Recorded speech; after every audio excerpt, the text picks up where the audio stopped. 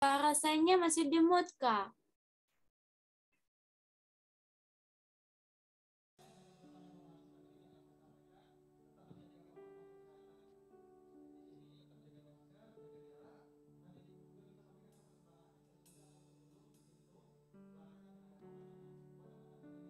Nggak kedengar suara.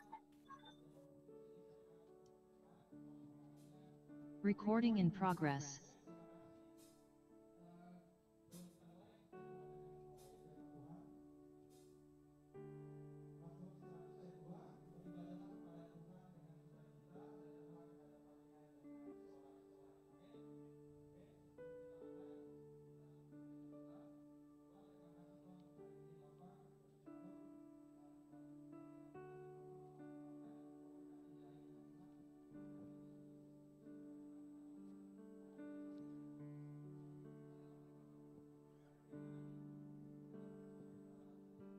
Kak, maaf Kak, suaranya nggak kedengaran Kak.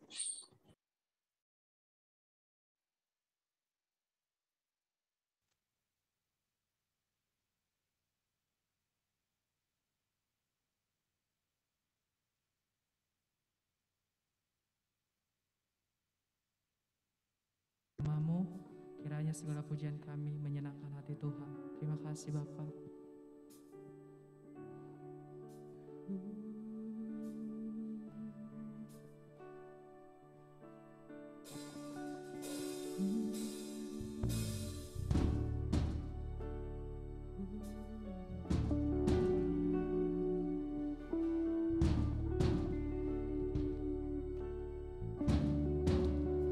Tiada yang dapat pisahkan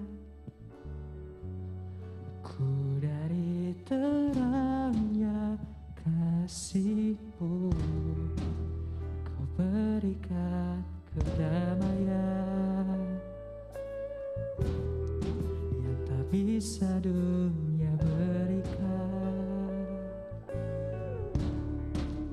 Kini Kau pegang hidupku dan Kau hapus kesalahanku. Berharganya pengorbanan yang memberikan keselamatan.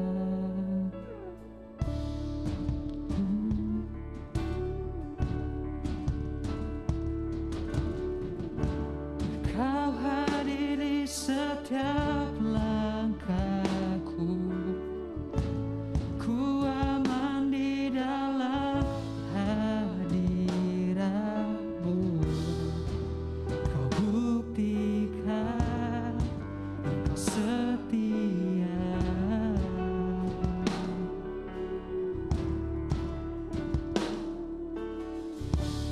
Kan ku angkat tinggi tanganku, tanda ku berserah kepadamu. Selamanya Engkau setia.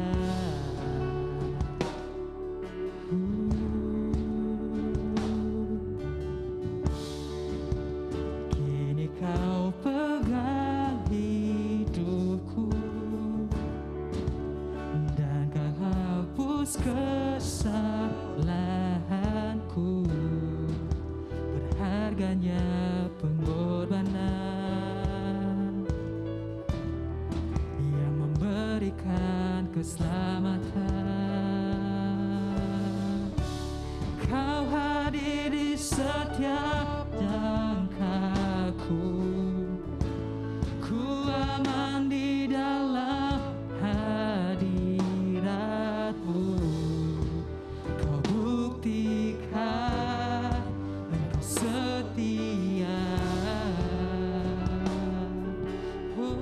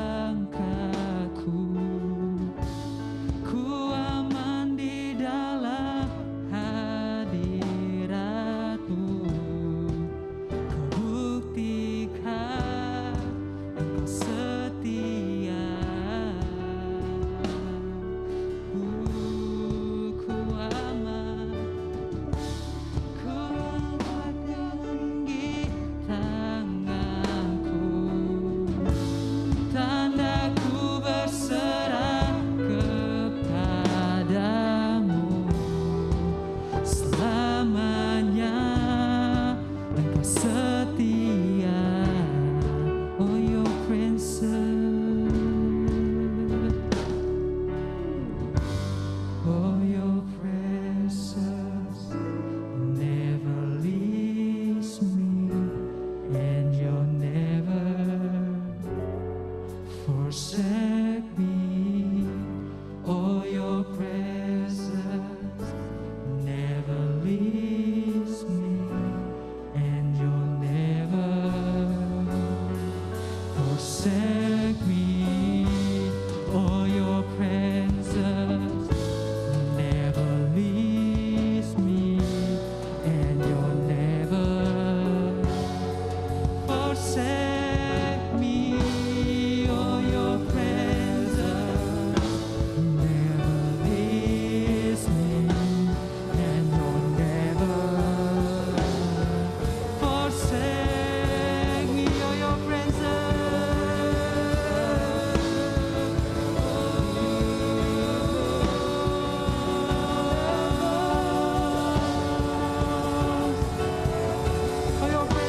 Oh, your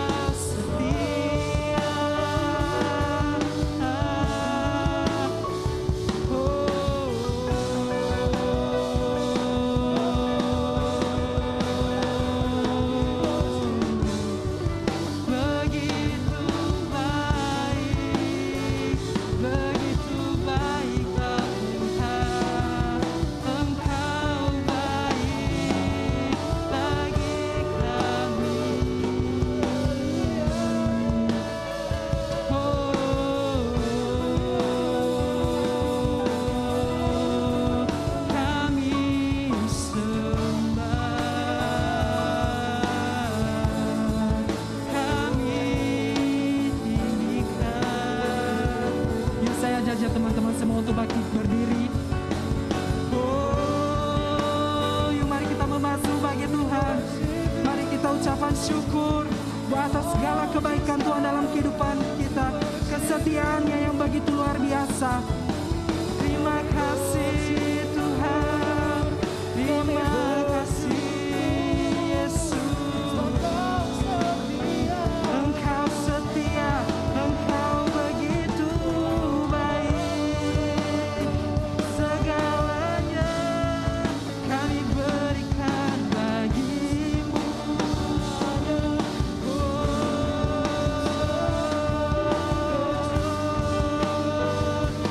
Begitu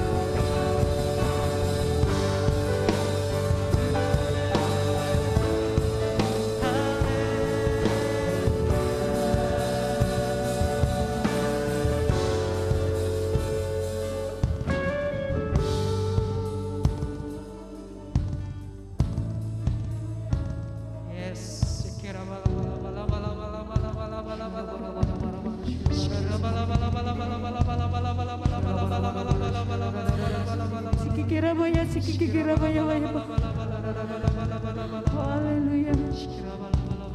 Benar Tuhan, kami aman di dalam-Mu. Kami aman di dalam Yesus Kristus. Tempat satu-satunya kami beradu, tempat satu-satunya kami menaruh harapan kami ya Bapa. Saat ini Tuhan, kami umat-Mu, kami anak-anak-Mu berkumpul tempat ini. Kami yakin Tuhan hadirat-Mu memenuhi pribadi, lepas pribadi dari antara kami Tuhan Yesus. Tuhan, Kau memberkati acara ini Tuhan. Dari semuanya Tuhan, Tuhan yang campur tangan. Tuhan memberkati setiap kami ya Bapa. Tuhan, jikalau kami akan mendengarkan sebagian firman-Mu Tuhan, Engkau memberkati pembicaranya Tuhan Yesus. Engkau memberkati Kau Edwin Tuhan untuk menyampaikan isi hati-Mu ya Bapa. Tuhan, kami mau mengangkat tangan kami buat ke Indonesia. Mari teman-teman kita angkat tangan kita untuk Indonesia. Terima kasih Tuhan untuk negara ini Tuhan. Terima kasih Tuhan, Tuhan telah menaruh kami menjadi bangsa Indonesia Tuhan Yesus. Tuhan, kami yakin Tuhan bukan suatu kebetulan kami ada di negara ini Tuhan, tapi Engkau memakai kami Tuhan menjadi pendoa bagi bangsa kami, menjadi pendoa bagi bangsa ini supaya bangsa ini menjadi bangsa yang takut akan Tuhan. Tuhan, kami berdoa Bapa buat pemerintahannya Tuhan, mulai dari pusat sampai paling bawah, paling kecil Tuhan. Tuhan yang campur tangan, Tuhan memberkati air, darat dan udara. Tuhan yang campur tangan Tuhan di bidang pendidikan, ekonomi, kesehatan Tuhan. Engkau tahu Tuhan apa yang saat ini terjadi, pandemi yang sedang kami alami. Kami yakin dan percaya Tuhan akan sembuhkan, Tuhan akan pulihkan. Tuhan, kami juga berdoa Bapa. Kami berdoa buat kota Batam, tempat kami berdiri, tempat kami bersekolah, tempat kami bekerja. Engkau memberkati kota ini Tuhan. Biarlah kota ini menjadi kota kecintaan Tuhan. Tidak ada lagi dosa-dosa yang mengalir di kota ini ya Bapa. Terima kasih Tuhan Yesus. Terima kasih, kami juga berdoa Bapa. Kami berdoa Bapa buat gereja-Mu Tuhan. Kami berdoa buat House of Glory Tuhan. Kau memberkati pemimpinnya dari mulai Pak Niko, Pak Johan, Pak Irwan, bahkan Pak Erwin. Tuhan memberkati semua staf House of Glory Tuhan. Tuhan memberkati pelayanan mereka, sehingga kemanapun mereka melangkahkan kaki ada mujizat Tuhan, ada kemenangan iman yang terjadi di sana ya Tuhan Yesus. Kami berdoa juga Bapa buat komunitas ini. Kau memberkati komunitas Sign Community ini Bapa. Kami yakin Tuhan Kau memberkati setiap anak-anak-Mu yang menaruh harapan-Mu, yang menaruh kepercayaannya di hadapan-Mu Tuhan di tempat ini Tuhan. Kau memberkati Sign Community Tuhan, sehingga Sign Community menjadi tempat atau wadah untuk memenangkan lebih banyak lagi jiwa-jiwa yang haus akan Tuhan. Terima kasih Tuhan Yesus. Beracara Engkau Tuhan Yesus. Haleluya, yang percaya sama katakan Amin. Haleluya. Semua bersuka cita amin. Amin. Siap memuji Tuhan? Amin. Yang siap memuji Tuhan, sorakan ye. Haleluya.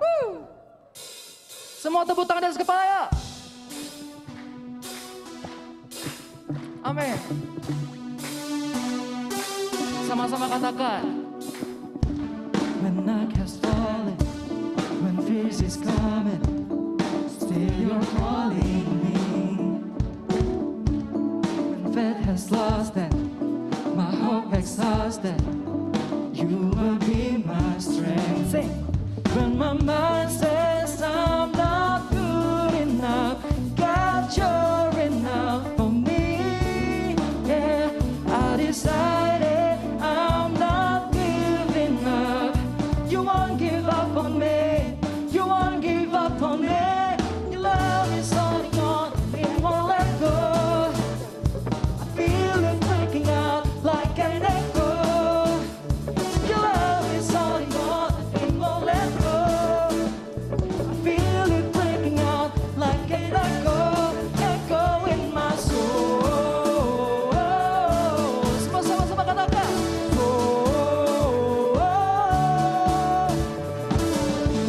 In every season, keep repeating promises to me. Oh, and there's no stopping what you have started. Hallelujah. Sing. When my mind says I'm not good enough, God, you're enough for me. Yeah, I decided I'm not giving up. You won't give up on me. You won't give up on me. Your love is holding on and it won't let go. I feel it breaking out like an echo. Your love is holding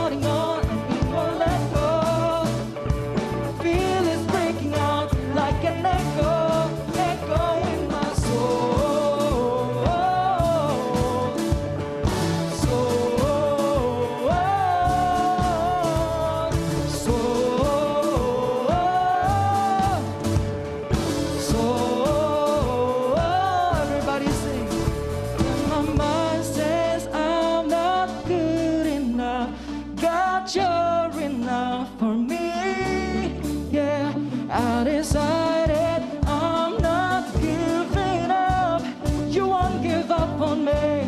You won't give up on me. Your love is holding on. Semua tepuk tangan di kepala. I feel it breaking out like an echo. Your love is holding on and it won't let go. I feel it breaking out, breaking out. Everybody sing. Your love is holding on and it won't let go. I feel it breaking out like an echo. Your love is holding on and it won't let go. I feel it breaking out like an echo, echo in my soul.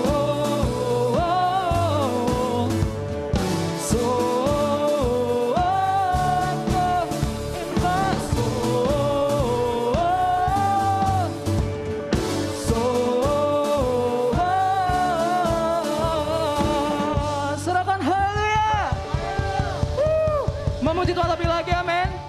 Yang mau memuji Tuhan lebih lagi, meloncat bagi Tuhan, serahkan. Haleluya. Yuk sekali lagi tepuk tangan di atas kepala dengan semangat. Sebab Tuhan yang kita sembah adalah Raja yang hebat. Ada amin.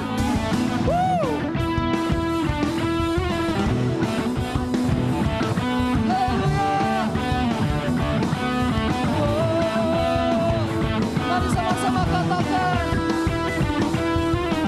Angkatlah tinggi panjinya dan sorakanlah kemenangannya.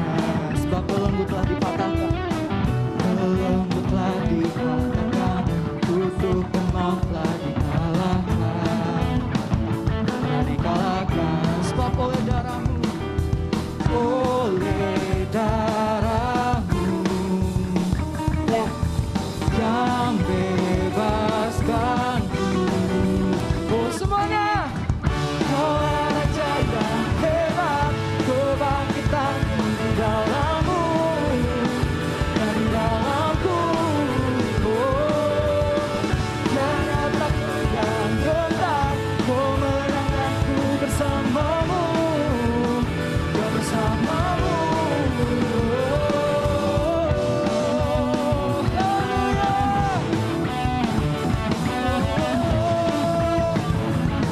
Mari kita angkat tinggi panjinya, sama-sama katakan.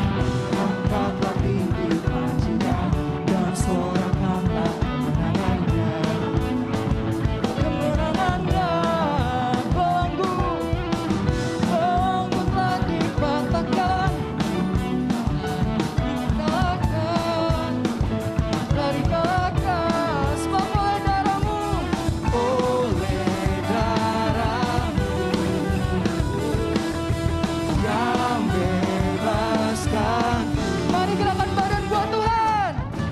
Kaulah Raja yang hebat, kebangkitanmu di dalamku dan di dalamku.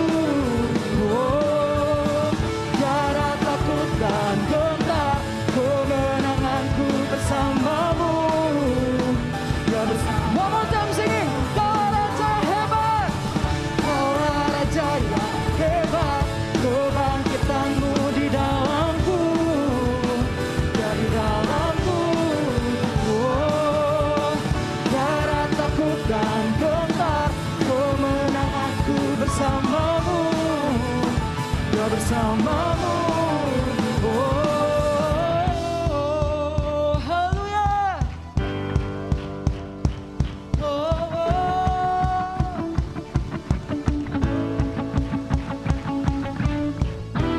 Musik memuji Tuhan, serahkan Ya.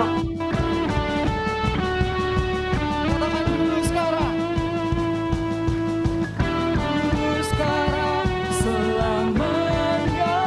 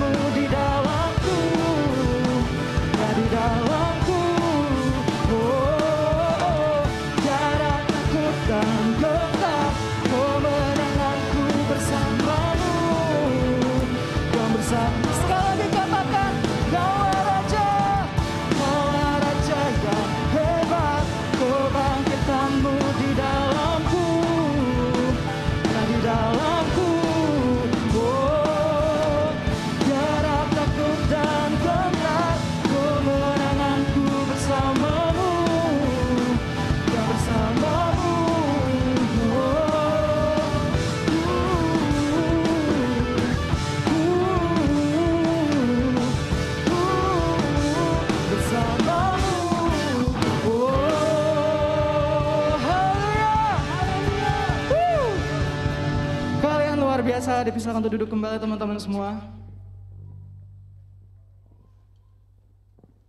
Haleluya. Tuhan baik, amin. Amin.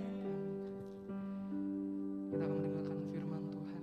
Mari kita siapkan hati kita.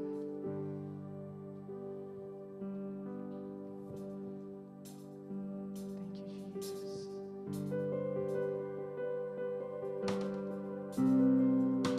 Kami datang membawa hati kami, Tuhan, untuk menyembah-Mu.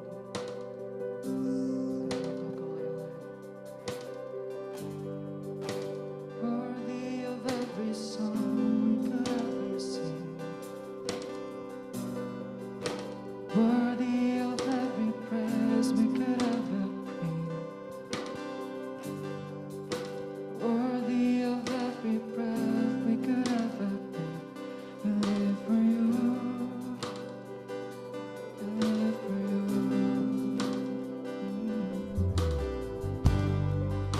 Jesus, the name above every other name. Jesus, the only one who could ever save. Worthy of every breath we could ever breathe. We live for You. We live for You. Holy, there is no one like You. There is no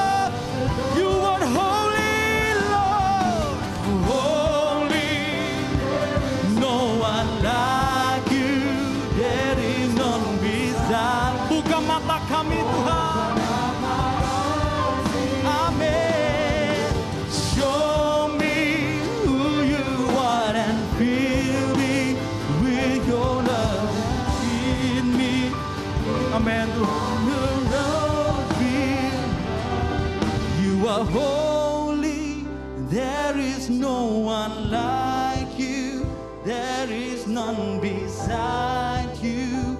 Open up my eyes in wonder, show me who you are and fill me with your heart and lead me in your love. Mari jemaat Tuhan saja katakan, holy, there is no one like you.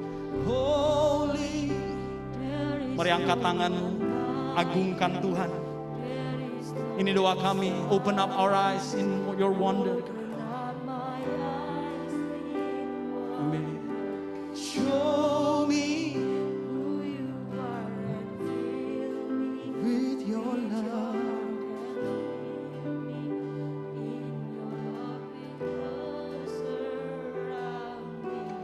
I will build my life upon your love. It is a firm foundation. I will put my trust in you alone, and I will not. Mari jemaat Tuhan katakan, and I will build my. Kami akan bangun hidup kami di atas kasih-Mu Tuhan. Kami akan menaruh harapan kami hanya kepada Tuhan.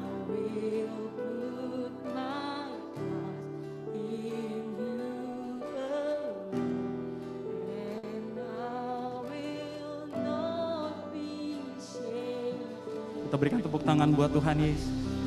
Oh, you are holy Lord. Bapak, kami bersyukur Tuhan buat siang hari ini. Seperti lagu yang kami naikkan ini, kami berdoa biarlah sungguh hidup setiap kami dibangun di atas kasih Tuhan. Bukan approval manusia, bukan pendidikan yang tinggi saja, bukan sekedar keahlian dan pengalaman. Tapi biarlah hidup setiap anak-anak-Mu di tempat ini yang mengikuti secara online dibangun di atas kasih Tuhan. Bapak, terima kasih untuk hadirat-Mu, kami tahu Engkau hadir. Dan kami berdoa biarlah kehadiran-Mu mengubah setiap kami Tuhan. Setelah ibadah ini selesai, biar Engkau mendapati kami dengan hati yang baru. Karena kami tahu kalau hati kami dibaharui, dari situlah akan terpancar kehidupan. Kehidupan yang baru dimulai dengan hati yang dibaharui. Hati yang dibaharui dimulai dengan pemahaman yang dibaharui. Karena itu change the way we think. Supaya kami terus mengerti kehendak-Mu dalam hidup kami. Berkati waktu ini Roh Kudus bicara pribadi lepas pribadi. Terima kasih Tuhan, jadikan kami pelaku, bukan hanya pendengar dan pemberita saja. Karena kami percaya yang melakukan firman, merekalah yang akan mengalami janji Tuhan. Terima kasih Tuhan, kami siap Roh Kudus, kami siap. Di dalam nama Yesus, kita sama-sama katakan, Amin. amin. Kasih tepuk tangan yang meriah buat Tuhan Yesus. Silakan duduk teman-teman semua. Selamat siang menjelang sore, shalom. Oke, hari ini kita akan ada di series yang baru, kita langsung aja. Series ini judulnya Influence, bahasa Indonesianya apa? Pengaruh ya. Influence Impacting Seven Mountains. Ya, Influence Impacting Seven Mountains. Kita akan lihat apa sih maksudnya Seven Mountains. Kita akan lihat apa maksudnya influence. Tapi saya berdoa setiap kita buka hati, amin. Karena walaupun khotbah ini disampaikan secara general, pasti ada pesan yang personal, amin. General tuh secara umum, semua akan dapat message yang sama, kalian akan melihat slide yang sama, baca ayat yang sama. Tapi selalu setiap kali ibadah ada pesan yang sifatnya personal. Baca ayat yang sama, dengar khotbah yang sama, tapi ada pesan Roh Kudus yang sifatnya pribadi lepas pribadi. Dan itu akan terjadi siang hari ini. Yang mau dan siap katakan amin.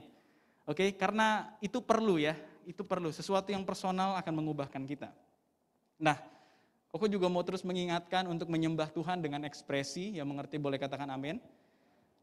Aku ingat setiap kali kita pelayanan, dulu waktu itu sekolah-sekolah kan masih onsite ya. Jadi kalau kita pelayanan di sekolah, terus kita lihat nih, anak-anak yang ikut ibadah di sekolah itu memuji menyembah Tuhan dengan ekspresif. Kita tuh ikut senang. Kita padahal bukan gurunya, kita juga bukan orang tuanya, ya udah pasti bukan. Ya, kita cuma pelayan nih yang datang untuk melayani gitu ya hari itu. Tapi setiap kali ketemu sekolah nih yang anak-anaknya menyembah dengan antusias gitu ya, saya pribadi diberkati, padahal belum mulai pelayanan. Nah, Koko yakin banget ya, Koko aja diberkati, Koko aja seneng. Apalagi Bapa di surga yang ngeliat, pasti lebih senang. Yang mengerti boleh katakan amin. Ya, jadi seperti tadi nih, kalau kita lagi ibadah baik di tempat ini maupun di rumah, ekspresikan. Ekspresikan. Jangan tunggu nanti. Sejak masa muda, kasih yang terbaik. Amin. Ada waktunya nanti nih, tulang kalian tidak sekuat sekarang, nafas kalian tidak sekuat sekarang. Nah, kalau mau kasih Tuhan, kasih yang terbaik atau kasih sisa-sisa. Kasih yang terbaik. Yang terbaik itu ada di usia produktif. Usia produktif itu ada di masa muda. Makanya orang kalau cari karyawan yang produktif, dia carinya yang masih muda. Dia nggak cari yang 40, 50 ke atas. Dia cari yang 20. Ya, karena anggapannya waktu dia umur 20, dia sudah selesai kuliah, dia sudah pemikirannya juga sudah jauh lebih matang dan dia siap dipekerjakan. Jadi sama. Kenapa kita nggak berikan yang terbaik waktu kita masih muda? Amin. Kasih yang terbaik, ekspresikan. Suatu hari nanti kalau kalian nggak melatih itu dari sekarang, semakin tua, semakin kita nggak biasa ngelakuinnya. Ya kalau kalian dari sekarang pas menyembah Tuhan nggak biasa angkat tangan, nggak biasa lompat, semakin tua, apakah kalian berpikir kalian akan semakin terbiasa? Aku yakin enggak. Semakin males, ya semakin males iya. Dan suatu hari kalau kalian udah punya anak, kalian pengen anak kalian males-malesan nyembah Tuhan atau antusias? Kalian kayaknya senang yang mana? Anak kalian nyembah Tuhan dengan semangat atau main game pas lagi ibadah? Pilih yang mana? Kalau one day kalian jadi orang tua. Antusias kan?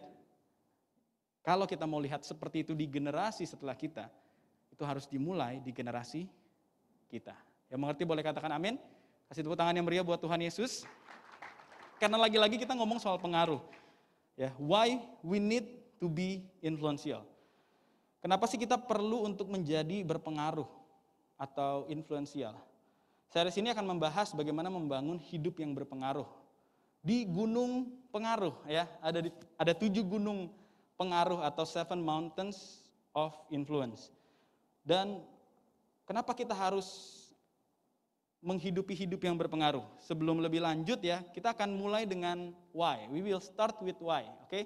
Kalau why-nya jelas, how and what-nya will be easier. Jadi kita harus clear dulu kenapa saya harus punya hidup yang influential. Kalau alasannya sudah jelas, ke belakangnya akan jauh lebih mudah. Nah sebelum itu, Koko mau share tentang apa maksudnya 7 mountains of influence. Apa maksudnya memberi dampak atau impacting the 7 mountains.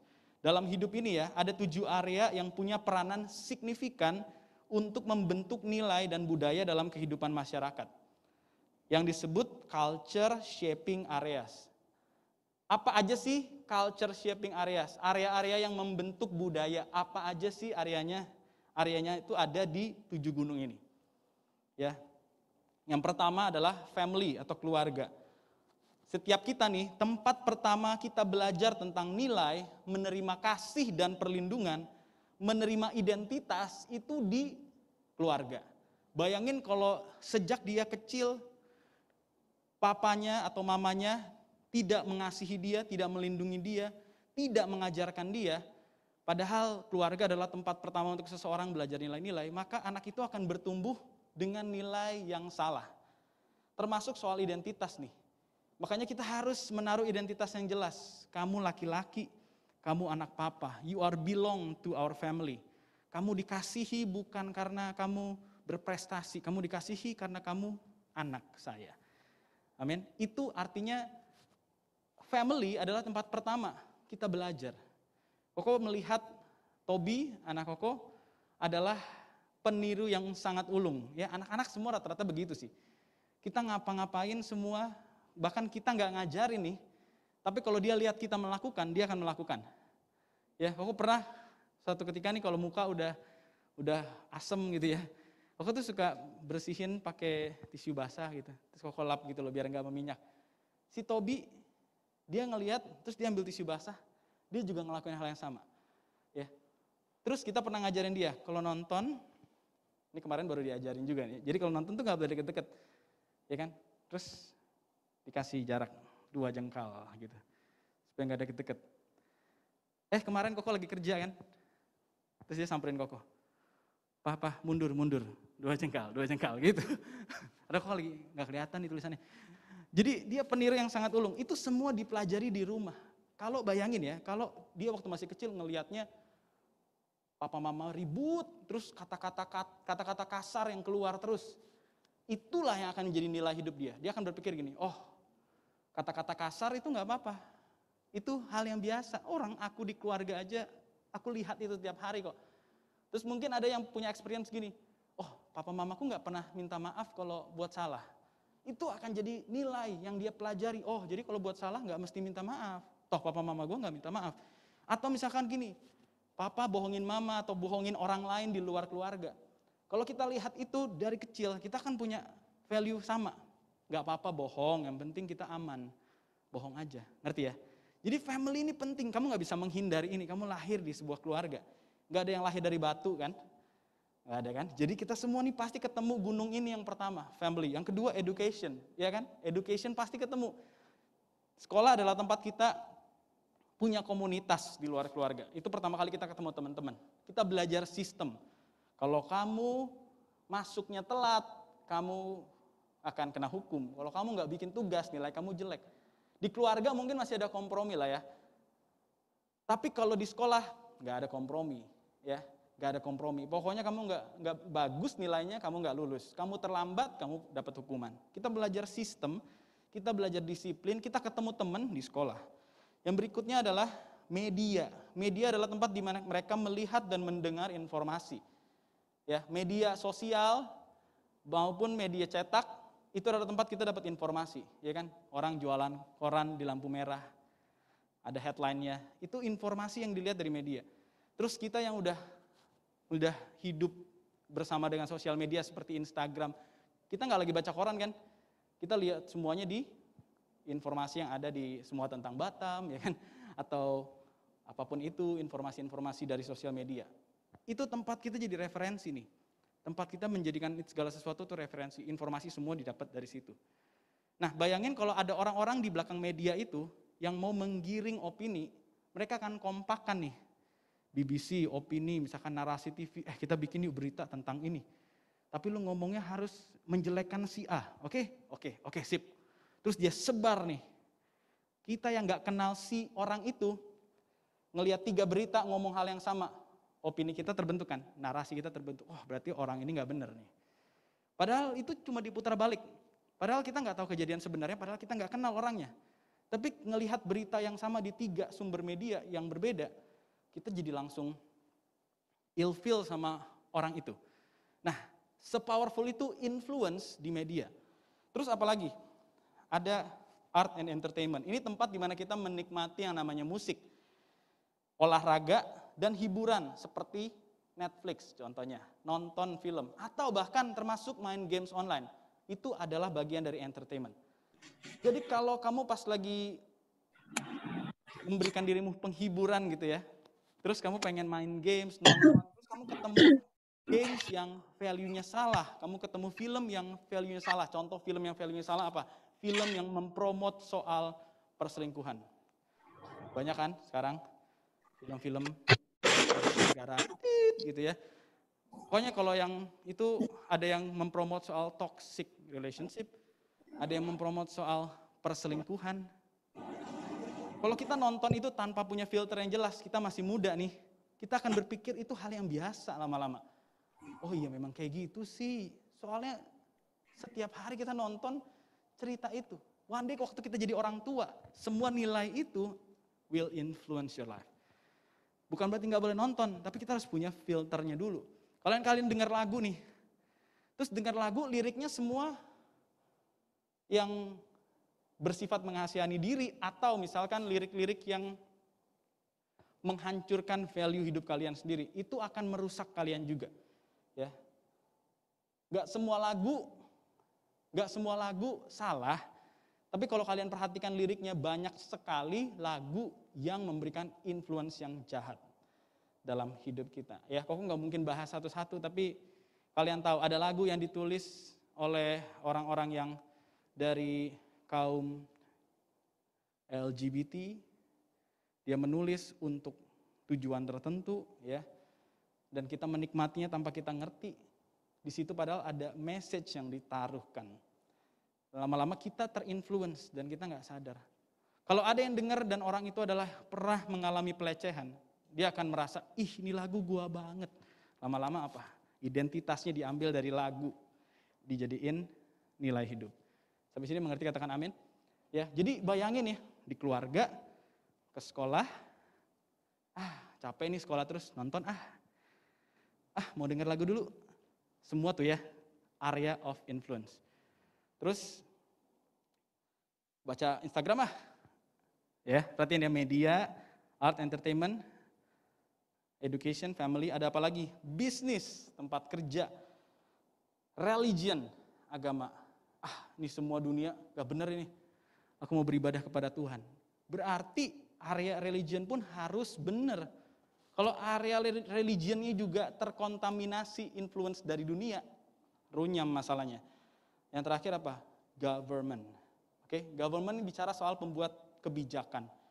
Nah, bayangin kita tidak mungkin bisa menghindari 7 area ini. 7 area ini akan selalu kita ketemuin setiap hari. Hidup kita sehari-hari gak akan bisa lepas dari 7 mountains of influence ini. Oleh karena itu, iblis habis-habisan menguasai culture shaping areas ini.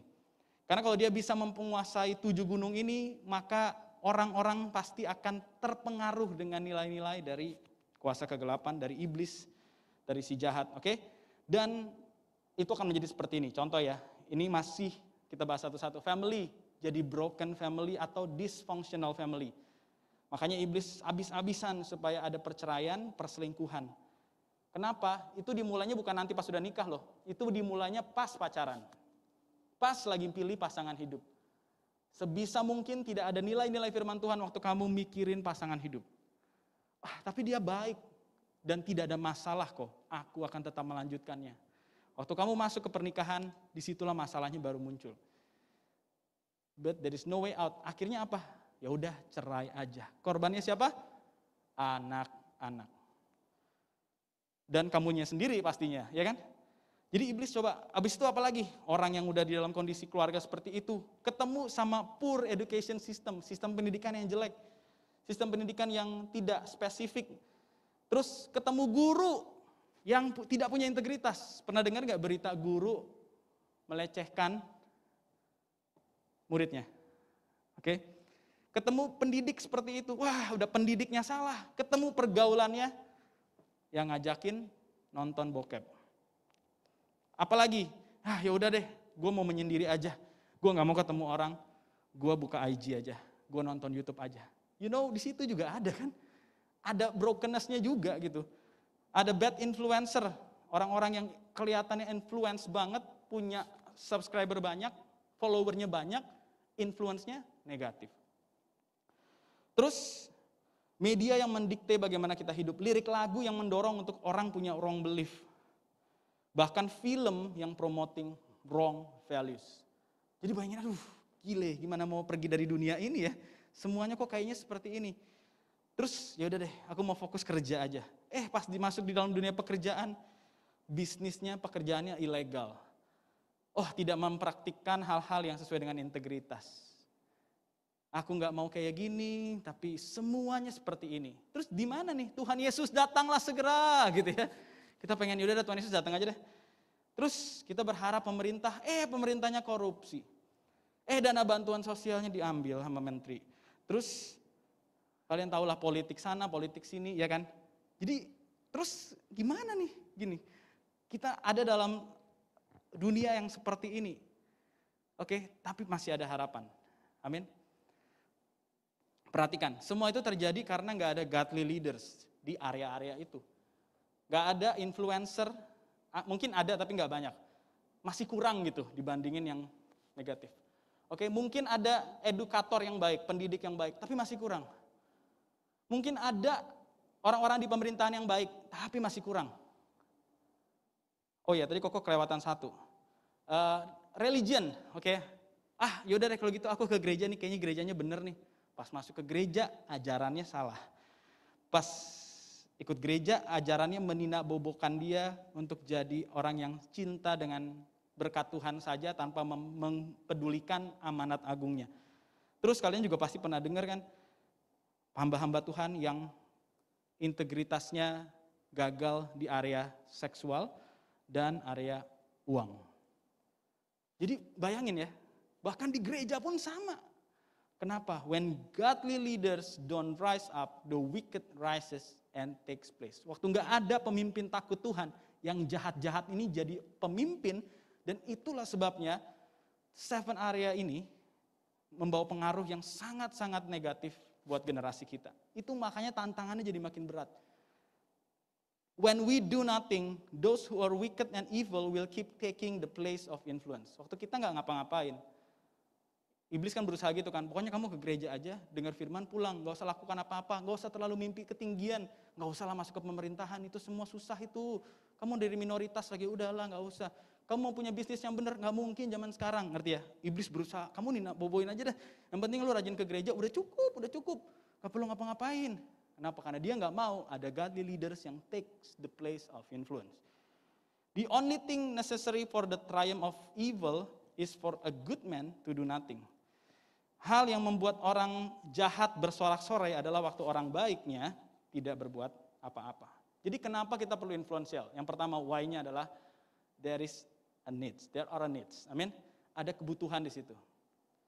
Ada kebutuhan di situ. Ada kebutuhan pendidikan yang baik di Indonesia. Amin. Butuh orang-orang yang mau di situ. Kalau kamu yang suka main game, butuh game yang membangun, butuh game yang positif. Kalau kamu orang-orang yang ada di art, butuh musik dengan lirik membangun. Tapi Koko mau kasih tahu, biasanya area ini seperti jalan yang sempit. Gak banyak orang yang ngambil, duitnya mungkin gak ada. Tapi when you choose to be influential in those area, hidup kamu akan jadi signifikan. Amin.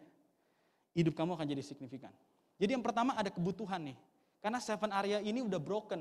Harus ada orang-orang yang take the place of influence as a leader, as a godly leader. Terus yang kedua adalah selain kita punya needs, yang kedua adalah kita punya mandate. Mandate itu adalah perintah. Oke? Firman Tuhan bilang, kita baca sama-sama aja. Oke, 1, 2, 3. Therefore, go and make disciples of all the nations, baptizing them in the name of the Father. Yuk baca sama-sama, and teach these new disciples, and be sure of this, I am with you always, even to the end of the age. Oke, yang pertama ada kebutuhan. Yang kedua ada perintah. Perintahnya tertulis di Amanat Agung, Matius 28 ayat 19 sampai 20. Go and make disciple of all the nation. Kita punya tugas untuk melanjutkan apa yang Yesus sudah lakukan. Perhatikan ya, saat Yesus lahir ke dunia ini, dia membawa misi penyelamatan. Dia mengorbankan dirinya di kayu salib demi menebus dosa kita. Tetapi dia tidak hanya melakukan misi penyelamatan, dia juga memastikan bahwa kabar keselamatan itu akan terus diberitakan bahkan waktu Yesus sudah nggak ada. Oke, dia nggak cuma one hit and run, dia mati di kayu salib, tapi sebelum dia mati kalian tahu apa yang dilakukan 3,5 tahun, dia berikan waktunya untuk memuridkan. Supaya waktu Yesus nanti sudah tidak ada di dunia, berita keselamatan itu terus akan bergerak dari generasi ke generasi. Yang mengerti boleh katakan amin. Dan itu dilakukan dengan pemuritan. Dia melakukannya, Yesus memuridkan, dan dia berpesan untuk kita melanjutkan. Ingat ya, Yesus melakukan, kita melanjutkan. Oke, kalau kita pengikut Yesus, tapi tidak mengikuti apa yang dia lakukan, itu pertanyaan, kamu tuh pengikut siapa? Karena kalau pengikut Yesus akan mengikuti apa yang dia lakukan, akan melanjutkan apa yang dia lakukan. Dan kata nation di sini, go and make disciple of all the nation. Ini bicara soal bangsa, oke? Kalau kamu mau memberikan pengaruh yang sebesar itu, kamu harus berpikir dengan strategik, bukan hanya individual. Amin. Kamu harus berpikir, wah, aku mau kasih impact nih. Memang sih di sini berarti kamu memuridkan individu, satu orang, tapi di sini juga ada nation dalam arti bangsa, kota, RT, RW. Amin. Berarti ada area komunitas di situ.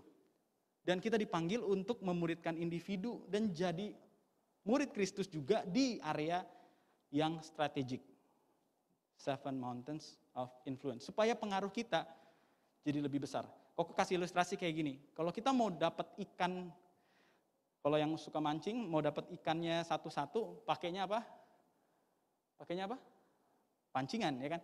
Kalau yang mau dapat ikannya langsung rame-rame, pakai apa? Pakai jaring, ya kan? Nah, memuridkan bisa berarti one on one, tapi juga berarti memberikan pengaruh secara strategik. Ya. Dan itu dilakukan dengan waktu kamu ada di pemerintahan, waktu kamu ada di bisnis, kamu jadi pelaku bisnis yang tidak seperti dunia ini, ya, yang bayar pajak, yang memperlakukan karyawannya dengan fair, yang jujur.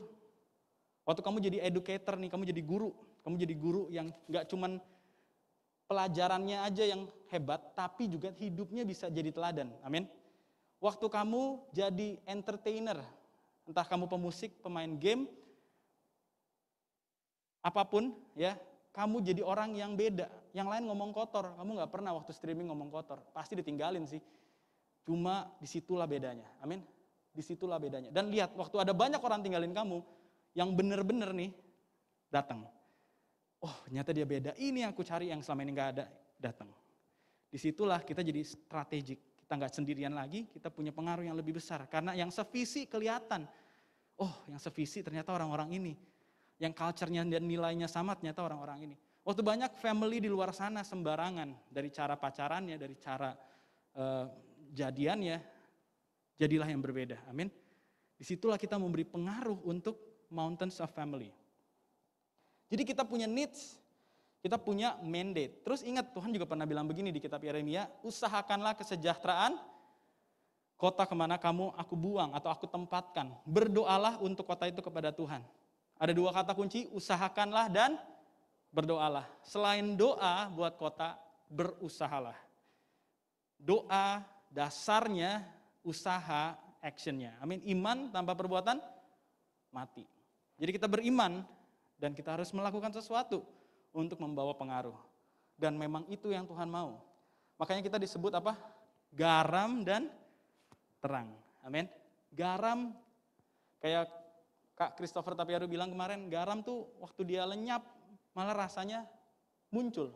Waktu secara fisik kamu gak lihat garam, tapi secara taste kamu bisa rasain rasanya asin. Membawa pengaruh. Amin. Waktu gelap, terus ada satu lampu dari handphone kalian muncul, semua orang langsung pasti nengok ke situ. Itu namanya pengaruh. Wah, gelap nih. Wah, lagu nggak ada yang bener. Game nggak ada yang bener. Film begini semua nih. Aduh, pemerintah begini semua. Ada yang terang tuh di situ. Anak Tuhan ternyata. Yang mengerti katakan amin. Oke. We are in the world, but not of the world. Kita ada di dunia ini, tapi kita bukan dari dunia ini. Maksudnya dari mana kok? Kita lihat ya, firman Tuhan bilang begini, aku telah memberitakan firman-Mu kepada mereka adalah murid-murid ya, yang ngomong Yesus. Dunia membenci mereka, siap-siap kalau kamu mau berpengaruh dan membawa value yang positif, siap-siap dibenci sama dunia. Karena mereka bukan dari dunia ini, seperti aku, kata Yesus, bukan dari dunia ini. Aku tidak meminta supaya engkau mengambil mereka. Tadi kan kita pikir gitu kan, udahlah di dunia udah korup banget nih, hancur, ambil aja Tuhan, rapture, Tuhan Yesus datanglah segera. Tapi ternyata Tuhan bilang gini, aku gak minta supaya engkau mengambil mereka dari dunia, tapi supaya engkau melindungi mereka daripada yang jahat. Amin. Tuhan gak mau angkat kita gitu aja, dia mau lindungi kita karena ada sesuatu yang harus kita lakukan. Mereka bukan dari dunia, sama seperti aku bukan dari dunia. Ini Yohanes 17 ya. Sama seperti engkau telah mengutus aku, demikian aku telah mengutus mereka, murid-murid ke dalam dunia. Perhatikan kuncinya ada di sini. Supaya Mereka semua menjadi satu nih. Ada anak Tuhan di government, ada anak Tuhan di education, di art entertainment, semua menjadi satu. Jadi satu jaring yang besar sekali. Sama seperti engkau ya Bapa di dalam aku dan aku di dalam engkau, agar mereka juga di dalam kita. Perhatikan ini kuncinya, supaya, coba baca, dunia percaya. Supaya dunia percaya bahwa engkaulah yang telah mengutus aku. Sederhananya supaya mereka percaya kepada Yesus. Yang mengerti katakan amin. So we have the needs, okay? And also we have the mandate. Ada kebutuhan, terus ada perintah. Yang namanya perintah akan disertai dengan pertanggungjawaban. Misalkan nih, kalian dipesenin sama orang tua. Jangan lupa ya, masak nasi. Itu perintah kan? Mama pergi dulu, papa pergi dulu. Pas mama papa balik, harus ada pertanggungjawaban. Gimana, nasinya udah dimasak belum? Ya mengerti katakan amin? Ya. Terus kalau belum, kalian bisa tebak apa yang terjadi? Ya pasti kena omel kan? Sama halnya, Tuhan juga kasih mandate nih, sebelum dia pergi nih, naik ke surga. Nanti pas dia balik, pas dia jemput kita, harus ada pertanggungjawaban. Jangan sampai di momen itu, yang mana Tuhan? Kayaknya aku kelewatan deh.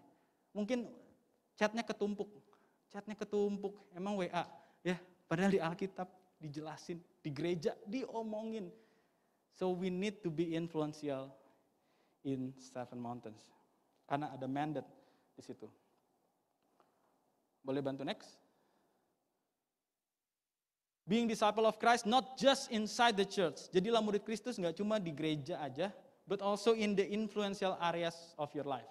Mungkin nggak semua kita berpengaruh di semua area ya. Kok aku excitednya kayaknya di area sport. Ya udah, e-sport kok. Oh ya udah, lanjutkan bro, lanjutkan. Oke? Kalau itu adalah area yang berpengaruh dalam hidupmu, jadilah murid Kristus di situ. Oh kalau aku kayaknya di bagian, aku kayaknya church banget nih Tuhan, church banget. Aku pengen jadi hamba Tuhan full dan aku pengen membawa perbedaan.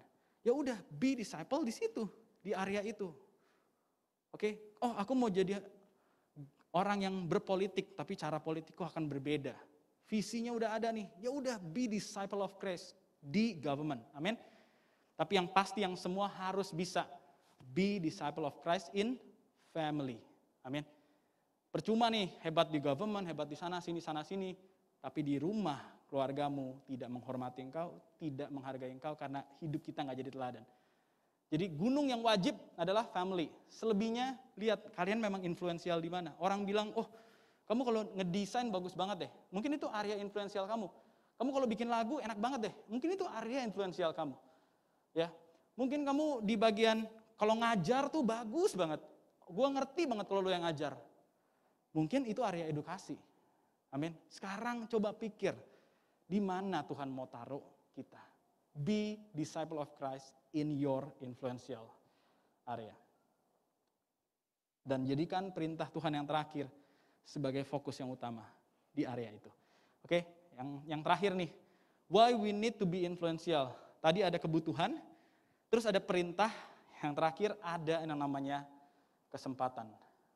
Namanya bonus demografi. Tahu nggak sih Indonesia nih udah mulai bonus demografi dari tahun 2020. Bonus demografi adalah kondisi di mana usia produktif masyarakat Indonesia lebih banyak daripada yang non produktif.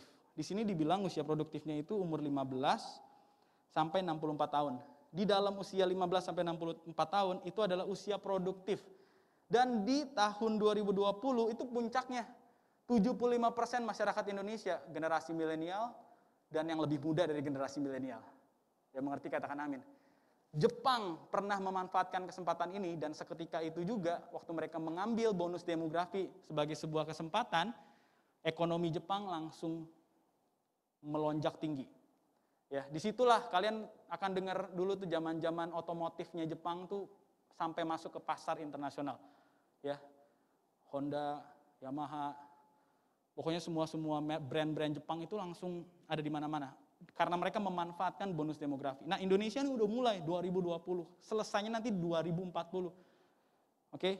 Dan dikatakan harusnya itu akan sangat mulai terasa di tahun 2030. Di situ, kalau seandainya lapangan pekerjaannya cukup, maka itu akan jadi bonus. Tapi kalau di situ lapangan pekerjaannya tidak sesuai dengan jumlah usia produktif yang ada, bukan jadi bonus, malah jadi bencana. Ya kan? Wah, tenaga kerjanya banyak nih. Lapangannya tidak ada. Atau gini, tenaga kerja banyak, lapangan pekerja banyak, tapi tenaga kerjanya tidak berkualitas. Moralnya jelek, pendidikannya kurang, attitude-nya jelek, itu juga bakal jadi bencana. Lapangan pekerjaannya banyak, orangnya banyak, moralnya jelek. Yang mengerti boleh katakan amin. Nah, jadi kita harus manfaatkan ini. Kok mau tanya ya, kalau tahun 2030 berarti kan kurang lebih berapa tahun lagi? Lebih gampangnya gini deh, 10 tahun lagi kalian umur berapa? Coba bayangin, 10 tahun lagi kalian umur berapa? Di situ harusnya kita masing-masing udah tahu persis dan bahkan ada di influential area kita. Koko berdoa, disitulah kalian jadi godly leaders. Amin. Jangan biarin lagi tempatnya diambil sama wicked leaders, sama orang-orang yang jahat. Makanya pengaruhnya jelek jadinya ke generasi. Tapi koko berdoa setiap kalian jadi godly leaders di area kalian masing-masing. Di tahun 2030. Yang mengerti boleh katakan amin. Ingat message hari ini. Itu kesempatan yang tidak akan terulang lagi. Perhatikan ya, kenapa ini di generasi kita. Bonus demografi ini nggak akan keulang dalam waktu cepat. Ya, bisa waktunya tuh panjang sekali untuk bisa keulang. Jadi bisa jadi nih, nggak akan terjadi lagi dalam hidup kalian 2 kali, cuma sekali. Dan dari berbagai generasi, kesempatan itu jatuhnya di generasi kita. Pas bonus demografi kita termasuk usia produktif kan? Bukan yang non produktif di atas 64. Ada? Enggak kan? Jadi perhatikan kenapa kita dapat kesempatan ini dan kenapa kita diam aja. At least kalau kita belum tahu, hari ini kita disadarin there is a needs. Jangan pikir gini ya udahlah itu urusan pendeta lah. Di government ya udah nanti gue doa aja gue doa. Bisnis, nanti gue doa biar ada bisnismen yang takut Tuhan. Iya sih, tapi ingatlah usahakanlah dan berdoalah. Dan bisa jadi prosesnya hari ini apa sih? Kalian kuliah. Prosesnya hari ini apa sih? Kalian bekerja. Itu proses persiapan kalian to be godly leaders in your influential area. Jangan habis-habisin waktu untuk hal-hal yang gak penting. Terus nengok ke belakang 10 tahun lagi, lihat YouTube ini gitu ya, contoh ya. Lihat YouTube ini di Shen Hoge. Iya ya, 10 tahun yang lalu udah dikasih tahu loh. Terus habis itu gue malah pacaran terus. Terus udah gitu nikahnya gak sama dia lagi. Ya kan jadi aduh nyesel juga ya. 10 tahun yang lalu, ya elah, coba gue beneran dengerin firman. Coba gue beneran dengerin visi ya. Aduh, yang mengerti boleh katakan amin. Ya, jadi ada apa aja? Ada needs, ada mandate, ada opportunity. Ada needs, ada mandate, ada opportunity. Ada kebutuhan, ada perintah dan ada kesempatan. Koko pakai statement itu, see the needs. Kalian mungkin gak harus lihat semua 7 gunung itu deh. Lihat deh yang buat kalian paling terbeban tuh di mana. Gue paling gelisah nih rasanya ngelihat gereja kok gini sih. Wah, misalkan gitu ya. Wah, kita perlu pemimpin baru nih di anak muda. Oh, mungkin ya kamu ditaruh di situ gunungnya. Atau mungkin kamu, wah kok aku kerja ya kok. Udah 5 kali aku ganti tempat kerja. Aduh, tempat kerjanya itu gak ada yang benar loh. Culture perusahaan yang ngaco, pemimpin yang gak bisa jadi teladan. Aduh. Mungkin ya, Tuhan taruh beban di hati, kamu diizinkan experience semua hal gak enak itu supaya kamu tuh gelisah, ngerti kan? Supaya apa? Supaya you know that the needs that God reveal to you. Tuhan bukain, ini loh. Karena memang aku mau panggil kamu to make a difference di gunung ini. Terus habis itu apa? Use the opportunity, kita semua sekarang dapat kesempatan yang sama.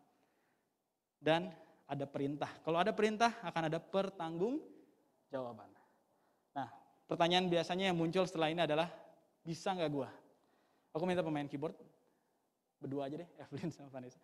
Ya, bisa gak sih? Bisa gak kok? Gue gak kuliah kok. Aduh, baru-baru kuliah kok. Keluarga gue udah berantakan gini, bisa gak sih? Bisa gak sih? Bisa gak sih? Nah, di dalam Alkitab ya, kita tuh punya identitas yang dikasih Tuhan. Oleh karena penebusan Yesus di kayu salib. Mungkin ada yang bilang gini kan, oh kejauhan lah kok, hidup gue sehari-hari aja begini, keluarga gue aja begini, gue aja masih jatuh dalam dosa. Mungkin ada yang bilang, gue aja belum lulus sekolah kok, abis ini aja gue gak tahu mau ngapain. Tapi ingat, keadaanmu saat ini tidak menentukan siapa dirimu. Amin. How you identify yourself will determine how you approach life. Cara kamu melihat diri kamu akan menentukan cara kamu menjalani hidup. Kalau kamu melihat diri kamu, udahlah, gue mah biasa aja. Kamu akan jalanin hidup yang biasa aja. Tapi hari ini Koko berdoa Roh Kudus bukain sesuatu. Ini identitas kamu yang sebenarnya. You are God's kings and priests. Koko bacain ya, mungkin gak terlalu jelas, tapi kalian bisa lihat ke depan. Ini ayat di Wahyu. Wahyu nih ya. To him who love us, maksudnya Yesus ya. Who love us and wash us from our sins in his own blood. Yesus yang udah membasuh kita dengan darahnya. And has made us kings and priests to his God and Father. To him be the glory, dominion forever and ever. Amin. Dia bilang gini, singkatnya gini. Untuk dia yang telah mengasihi aku dan menyucikan aku dari segala dosaku dengan darahnya, dia menjadikan aku raja-raja dan imam-imam. Raja dan imam. Yesus mati di kayu salib menjadikan kita, perhatikan ya, raja dan imam. Raja bicara soal influence. Imam bicara soal spiritual. Tuhan mau kita influensial tapi juga spiritual. Amin. Tuhan mau kita jadi imam dan raja. Dan hari ini siapa yang udah percaya Yesus, kalian sebenarnya nih identitasnya nih sekarang adalah imam dan raja. Mungkin balik lagi pertanyaannya, masa sih kok gak berasa gue? Gak ada tuh imam-imamnya. Saat teduh gue aja bocor. Gak ada raja-rajanya kok, gue aja belum dapat kerja.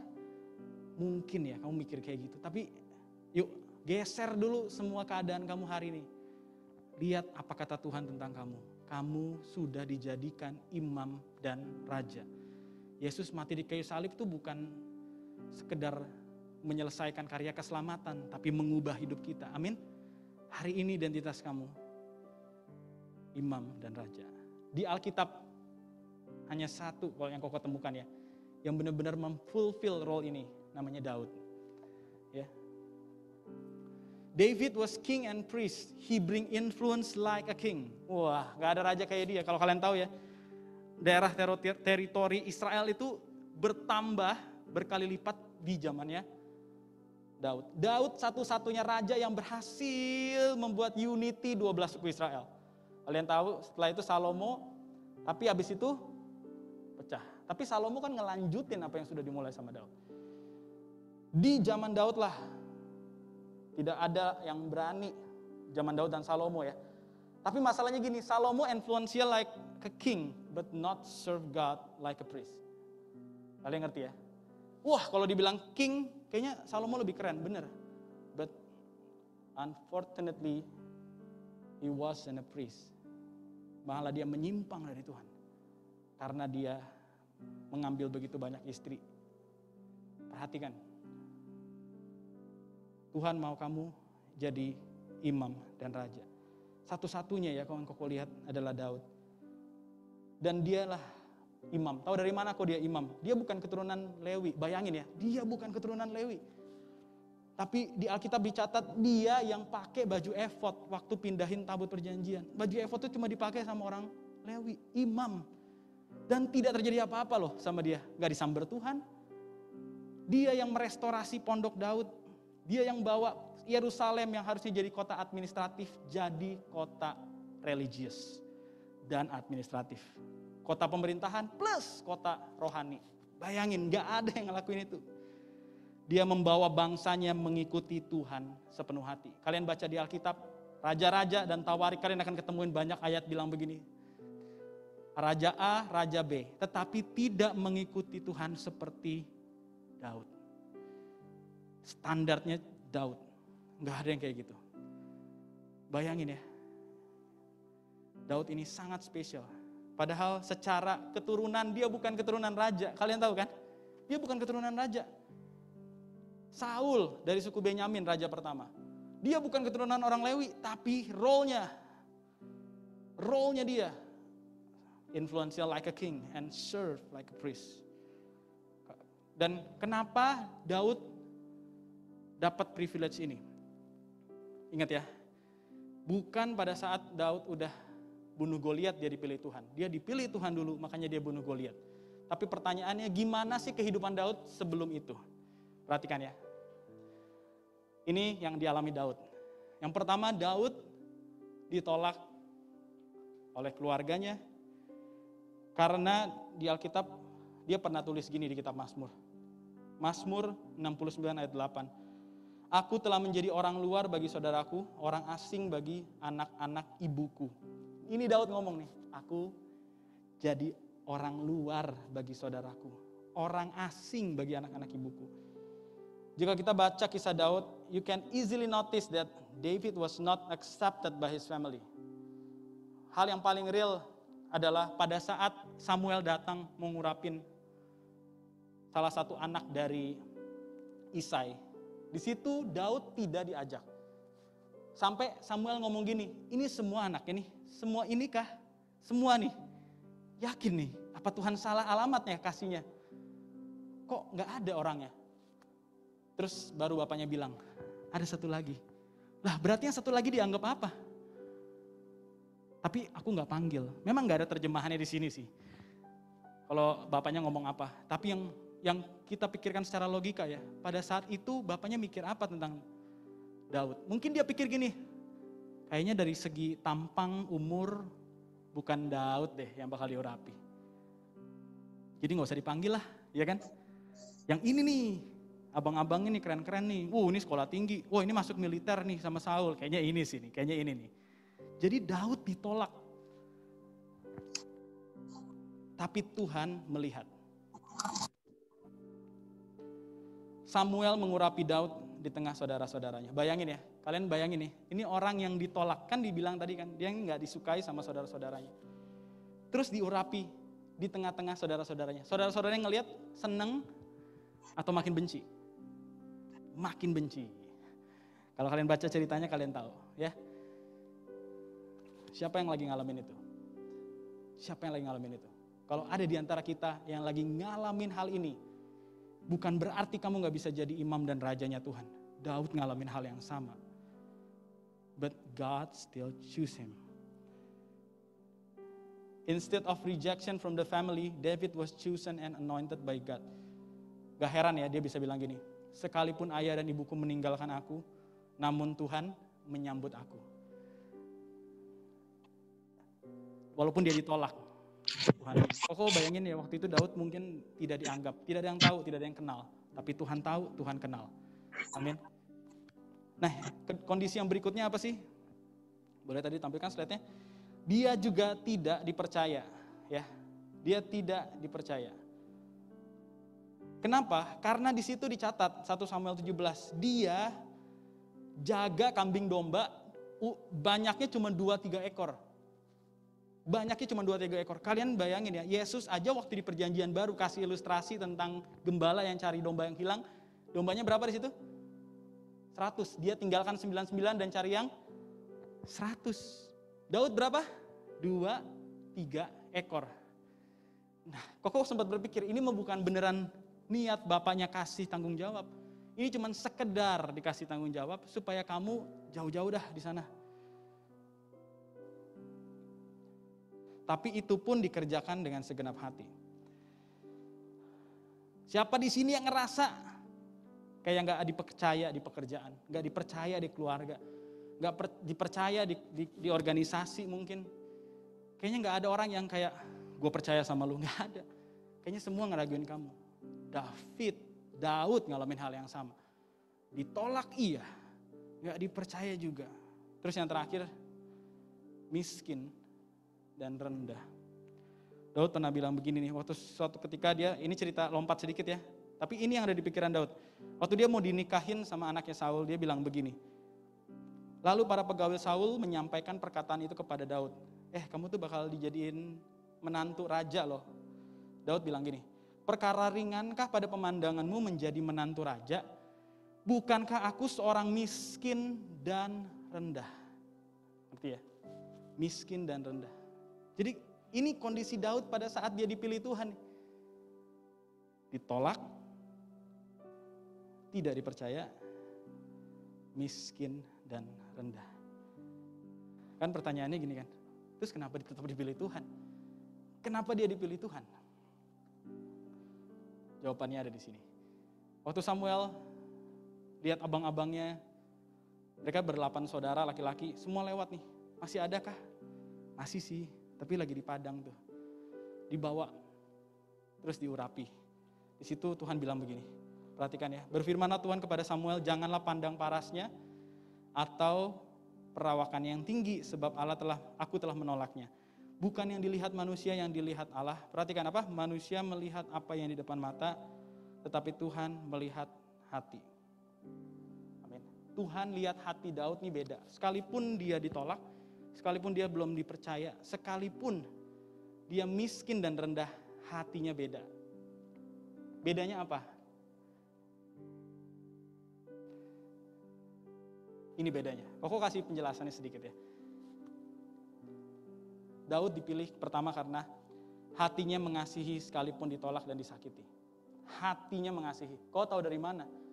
Kalau kalian baca Alkitab, kalian akan ketemu satu ayat di Tawarik yang cerita tentang gini. Dia waktu itu lagi dikejar-kejar sama Saul, dia sebelum ke Gua Adulam, dia datang ke Raja Moab.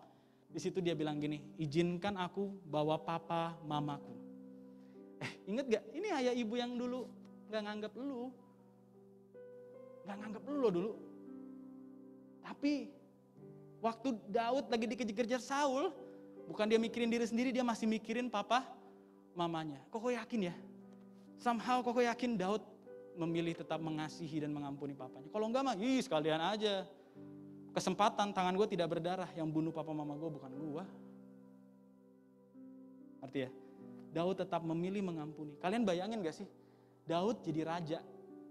Kalau dia dendaman nih, dia panggil tuh abang-abangnya yang pernah ngejek dia. Ingat gak di medan pertempuran abangnya pernah ngejek dia? Ngapain lu di sini? Gua tahu sifat jahat lu. Lu cuma kesini pengen lihat perang doang kan? Ingat ya? Terus apalagi dia selalu diasingkan sama keluarga. Waktu dia jadi raja Israel. Bisa gak? Ini waktunya gue balas dendam. Tapi Daud tidak melakukan hal itu. Tidak tercatat sama sekali. Dia membalas dendam. Perhatikan ya, apapun kondisi. Kalau kamu ditolak hari ini. Kalau hati kamu tetap memilih untuk mengasihi, mengampuni. Kamu udah punya hati raja dan imam. Yang kedua, tetap setia mengerjakan dengan segenap apapun yang dipercayakan. Kalian nanti kalau baca di Alkitab juga kalian akan ketemu Daud. Tadi kambing dombanya berapa? 2-3 ekor. Terus suatu ketika, waktu dilihat Goliat menantang bangsa Israel, terus Daud tuh bilang gini, kok gak ada yang berani sih ngelawan Goliat? Ini tentara-tentara semua nih, Israel tentaranya gak ada yang berani. Terus dia bilang, yaudah gue aja dah. Terus Saul bilang gini nih, Saul bilang, si Goliat ini dari masa mudanya udah perang. Berarti si Goliat ini udah tua nih, bener ya? Dari masa mudanya dia udah dilatih berperang. Kamu latih di akademi militer mana? Terus dia bilang gini, wah aku udah terlatih karena setiap kali ada beruang atau singa datang nih, kalau dia mau menerkam kambing domba yang berapa banyak tadi? 2-3 ekor. Kalau kok jadi Daud, kok lari sih. Cuma 2-3 ekor kok, gue kabur aja. Ngerti gak? Tapi untuk perkara yang sangat sederhana ini, dia lawan dan dia bunuh. Dia bunuh beruang dan singa itu demi 2-3 ekor ini. Terus dia bilang gini, Tuhan yang melepaskan aku dari beruang dan singa, Tuhan yang sama akan melepaskan aku. Kalau hari ini kalian merasa gini, kok gue gak dipercaya, gue kayaknya belum punya banyak pengalaman. Ternyata pengalaman dengan Tuhan jauh lebih penting daripada pengalaman-pengalaman lainnya. Yang mengerti boleh katakan amin. Daud modalnya apa lawan Goliat? Pengalaman dengan Tuhan. Dia bilang gini, Tuhan yang lepaskan aku dari mulut singa dan beruang, Tuhan yang sama akan lepaskan aku. Masalahnya beda nih, yang satu mulut singa, yang satu Goliat, tapi Tuhan yang sama. Dan pengalaman dia dulu di skala yang lebih kecil, membuat dia yakin kalau di skala yang lebih besar juga Tuhan yang sama akan menyertai. Amin. Yang penting setia. Terus ada satu ayat yang menarik banget, yang mungkin orang sering kelewatan. Setelah Daud diurapi, ada satu ayat yang bilang begini, dia selalu kembali ke rumahnya untuk menggembalakan kambing dombanya. Aku bacain ayatnya ya. Dikatakan begini. 1 Samuel 17 ayat 15. Tetapi Daud selalu pulang daripada Saul untuk menggembalakan domba ayahnya di Bethlehem. Bahkan setelah diurapi, Daud tetap setia mengerjakan apa yang dipercayakan. Dia gak petantang-petenteng. Saudara-saudara gue aja yang jaga, gue yang diurapi. Oke?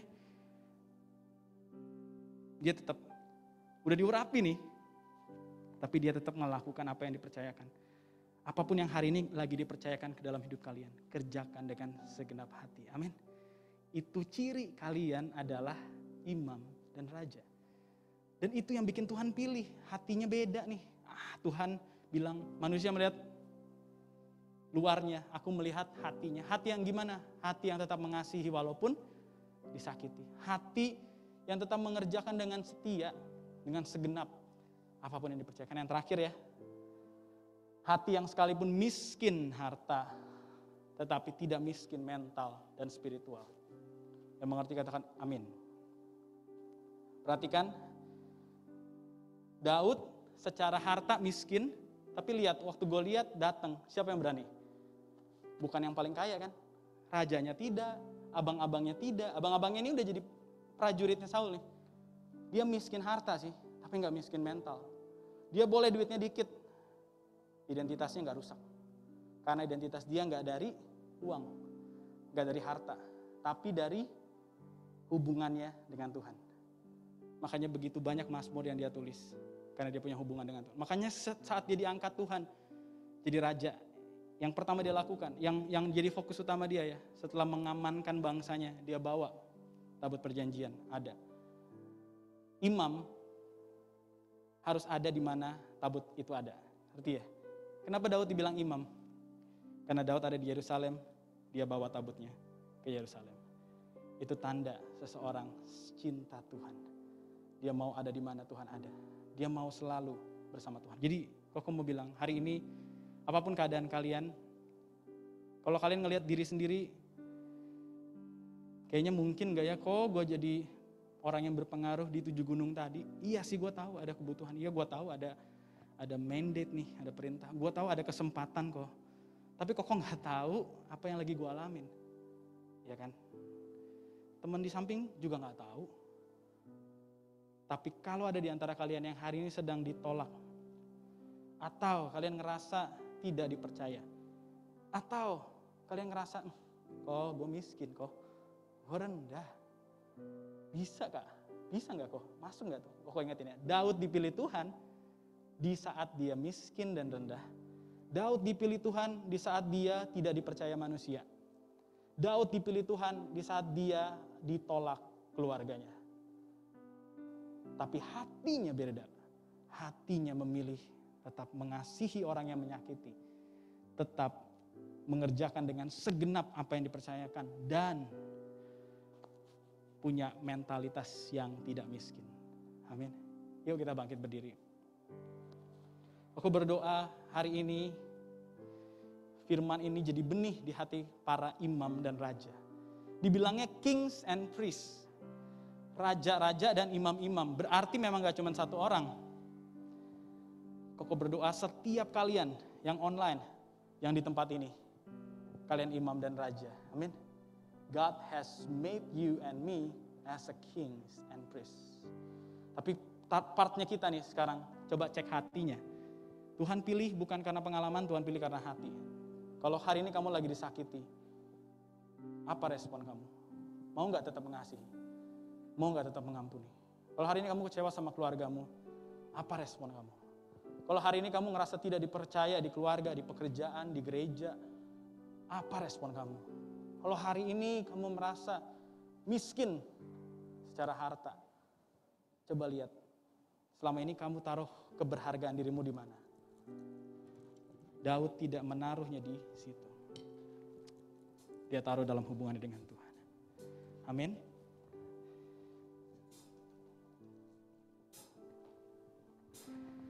I will build my life upon your love.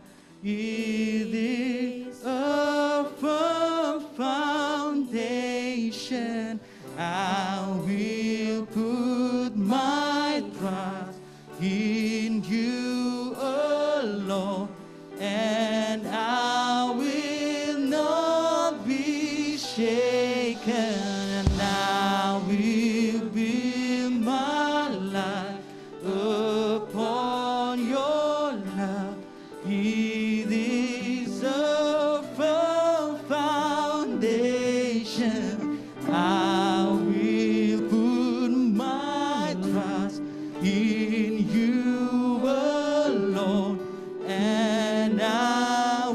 Mari yang mau angkat kedua tanganmu, katakan I will build my life upon your love.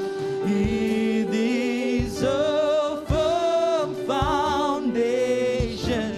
I will put my trust in you alone. And I will not, come on sing, I will build my life. I will be. Mari bangun hidupmu apapun saat ini keadaanmu. Pilihlah untuk tetap mengasihi, untuk tetap mengampuni. Build your life upon the love of Christ. And I will put my trust in you alone. And I will not be. I will build my life upon your love. It is a firm foundation. I will put my trust in you alone. Sing it out, holy, holy. There is no one like you. There is none beside you. Open up my eyes in wonder. Fill me who you are and fill me with your love and clean me. Oh, you are holy, Lord. Holy, there is no one like you. No one else beside you. Oh, show me who you are and fill me with your heart and lead me. Come on, sing holy. Holy, there is no one like you. There is none beside you. Open up my eyes, see. Perhatikan kalimat. Show me who you are and fill me with your heart and lead me in your love to those around me. Mari pejamkan mata setiap kita. Kalau ada di antara kita hari ini, kamu relate banget dengan apa yang Daud alami. Kamu experience hal yang sama. Dan itu membuat kamu merasa sulit untuk melihat hal ke depan. Mungkin kamu tahu, oke, kok aku percaya Seven Mountains, aku yakin aku punya mandate, that's the good opportunity, karena bonus demografi akan segera terjadi. Tapi masalahnya jauh banget dibanding kondisinya. Kondisiku hari ini gak sama sekali ada modal untuk semua itu. Hari ini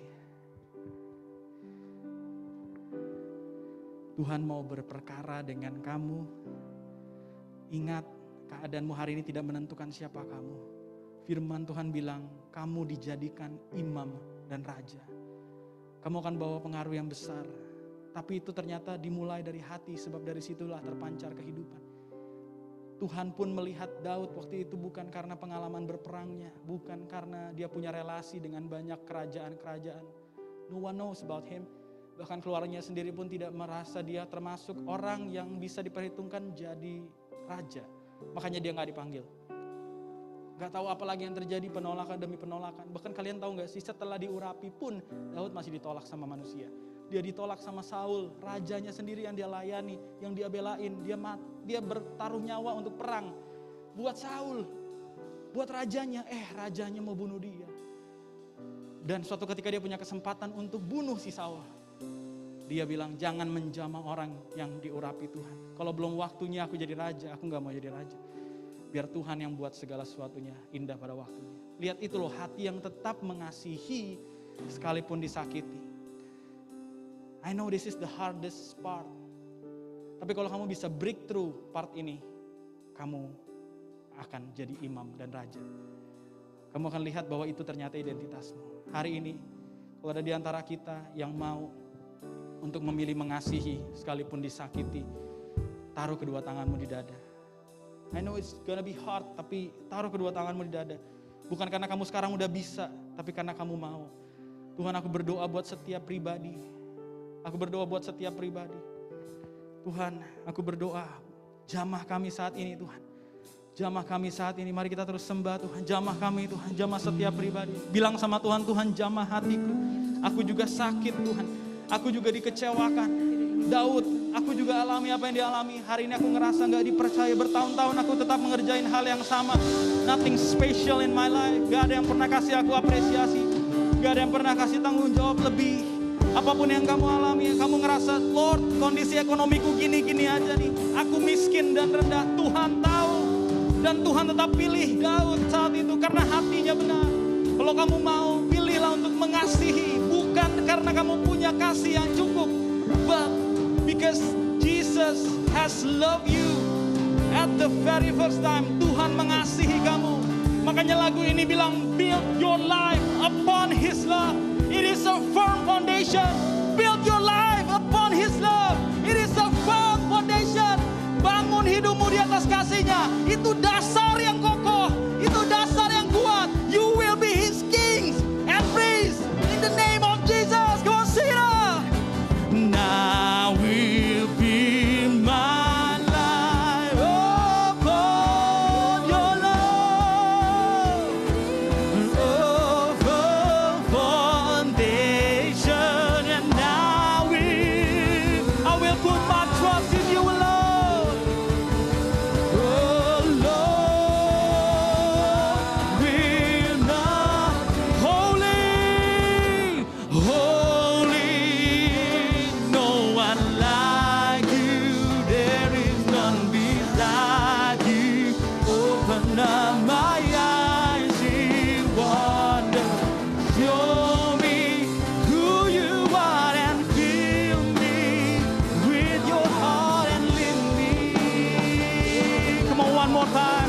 It's not about us.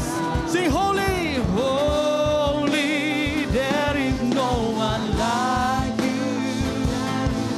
Beside you, open up my eyes.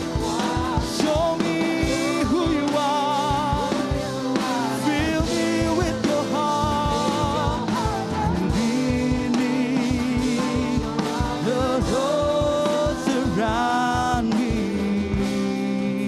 Terima kasih Tuhan Yesus untuk firman-Mu. Aku berdoa hari ini dilahirkan imam dan raja. Di dalam nama Yesus identitas-Mu sudah dibaharui.